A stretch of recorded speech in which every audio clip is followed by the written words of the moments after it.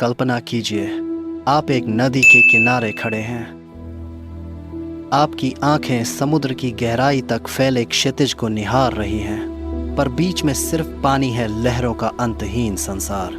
आपका घर इस पार है और आपकी जरूरत उस पार। आप सोचते हैं, काश इस जल को पार करने का कोई उपाय होता, उस मंजिल तक पहुंचने का कोई रास्ता होता। यही विचार मनुष्य की सबसे पुरानी और गहरी इच्छाओं में से एक था, और इसी विचार से जन्म हुआ उस खोज का जिसने इतिहास की धारा हमेशा के लिए बदल दी। यह कहानी है नाव की उस छोटे बेड़े की जो समय के साथ बढ़ते बढ़ते तैरते नगरों जितने बड़े जहाज़ों में बदल गई। एक दिन नदी के किनारे एक पेड़ गिर पड़ा, उसका तना पानी पर तैर गया। एक आदमी ने आश्चर्य से देखा, उस पर चढ़ा और धार पार कर गया।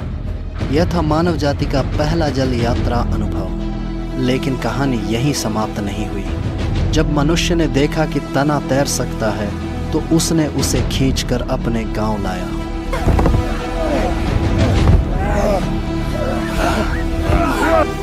उसने सोचा, यदि मैं इस लकड़ी को आकार दूं, तो शायद यह मुझे और अच्छी तरह ढो सके। उसने उसे तराशा, भीतर से खोखला किया और धीरे धीरे उसे हल्की नाव का रूप दिया। Oh, this is truly a marvel. It will carry us far.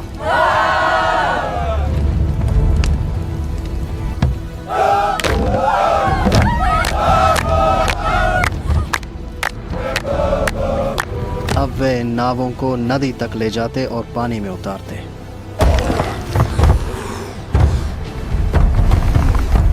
हर बार वे देखते नाव तैर रही है, इंसानों को पार ले जाती हुई। जल्दी ही उन्होंने एक नहीं बल्कि कई नावें बना ली। इन नावों पर सवार होकर वे दूर दूर के टापुओं तक पहुंचे।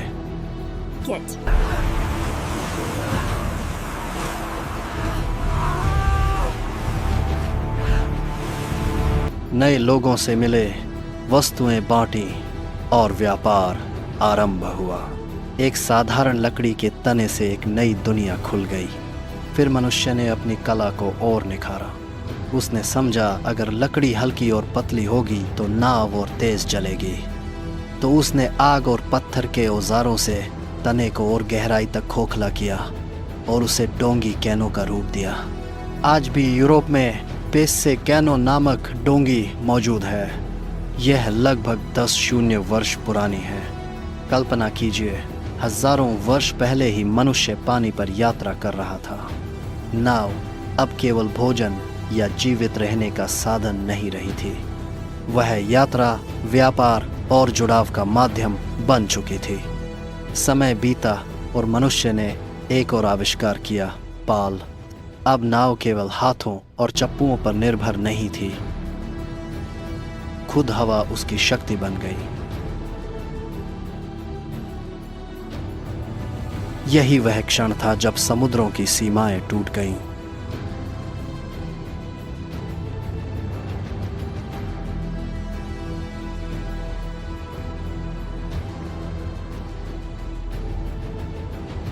मिस्रवासी, फोनीशियन, यूनानी और रोमी सभी ने अपनी नावों को और उन्नत किया। किसी ने उन्हें व्यापार के लिए उपयोग किया, तो किसी ने युद्ध के लिए। यदि हम धार्मिक दृष्टि से देखें तो हमें पता चलता है कि मिस्र वासियों द्वारा पापायरस की नावें बनाने से बहुत पहले, या चीनियों के विशाल जंक्स के सिद्ध होने से पहले, मानवता द्वारा स्मरण की जाने वाली पहली पौराणिक नौका थी हजरत नूह की कश्ती, जिसे ईसाई धर्म और यहूदी धर्म में नोआ की आर्क कहा जाता है। धार्मिक परंपराएं इस घटना को हजारों वर्ष पूर्व मानती हैं, अनुमानतः ईसा मसीह से लगभग 3,500 से 3,200 वर्ष पूर्व। यहूदी गणना के अनुसार लगभग 2,104 वर्ष पूर्व, और ईसाई परंपरा इसे लगभग 2,348 वर्ष पूर्व मानती है, जबकि इस्लाम बस इतना कहता है कि यह आदम के बाद सबसे शुरुआती पैगंबरी समयों में से था। बाइबल में सुरक्षित आर्क के माप उस समय के लिए अद्भुत थे। लगभग 137 मीटर लंबी, 23 मीटर चौड़ी और 14 मीटर ऊंची। यह प्राचीन काल की सबसे बड़ी लकड़ी की नौकाओं में से एक थी। बाद की नौकाओं की तरह न तो यह युद्ध के लिए बनी थी, न व्यापार या खोज के लिए। यह तो बनी थी उद्धार की नाव, जिसे खुदा ने आदेश दिया कि सच्चे ईमान वालों और जानवरों के जोड़ों को महान जल प्रलय से बचाया जाए, जो उन लोगों पर भेजा गया जिन्होंने सत्य को ठुकरा दिया था। समय समय पर खोजकर्ताओं ने दावा किया है कि उन्होंने इसकी निशानियां जुड़ी पर्वत और आरारात पर्वत पर पाई हैं। कभी उपग्रह चित्र तो कभी खुदाई में दबे लकड़ी के ढांचे मिले।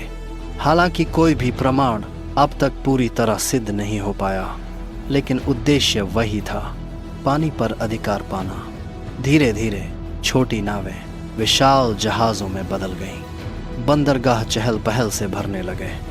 एक देश से मसाले आते, दूसरे से कपड़े, दूर दराज तटों से अनाज और पत्थर। नौकाएं दुनिया की संपदा को एक छोर से दूसरे छोर तक ले जाने लगीं। पहली बार सभ्यताएं समुद्रों के पार जुड़ी। भाषाएं, संस्कृतियां और विचार साथ साथ बहने लगे। भाषाएं, नाव अब सिर्फ साधन नहीं थी, बल्कि दुनियाओं के बीच एक सेतु बन चुकी थी। समुद्री यात्राओं ने खोज के युग को जन्म दिया। कोलंबस ने अमेरिका की खोज की, वास्को डी गामा भारत पहुंचे। यह सब संभव हुआ उस आविष्कार के कारण, जो शुरू हुआ था एक साधारण तैरते हुए तने से। लेकिन महानता के साथ जोखिम भी आया। समुद्र हमेशा दयालु नहीं रहा। आंधियों ने पूरे बेड़ों को निगल लिया। युद्धों ने जहाज़ों को तैरते रणक्षेत्रों में बदल दिया।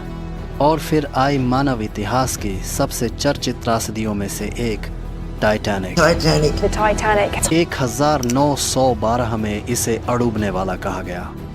It isn't sinkable. God himself could not sink this ship. Steel और विलासिता का चमत्कार, जो सपनों को अटलांटिक के पार ले जा रही थी, पर अपनी पहली ही यात्रा में यह हिमखंड से टकरा गई।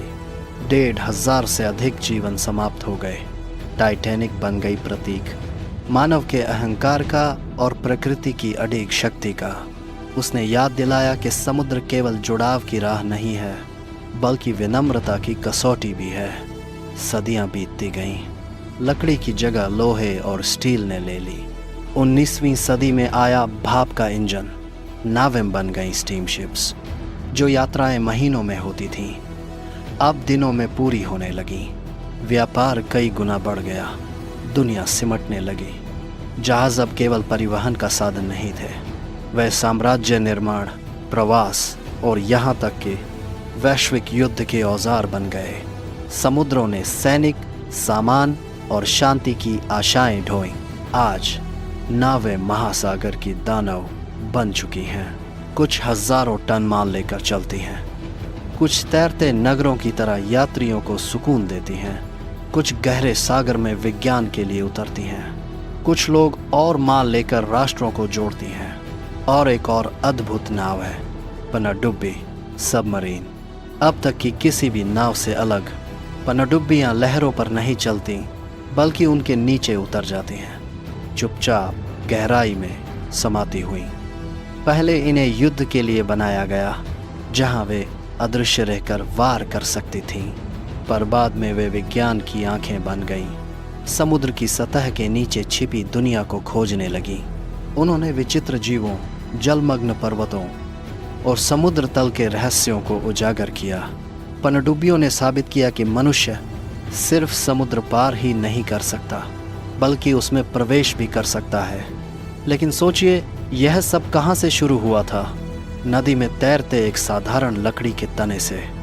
आज मनुष्य तारों के लिए जहाज बना रहा है, अंतरिक्ष को ऐसे खोज रहा है जैसे वह एक और समुद्र हो। पर इस यात्रा का पहला अध्याय हमेशा वही रहेगा, एक लकड़ी का लट्ठा और एक मानव सपना।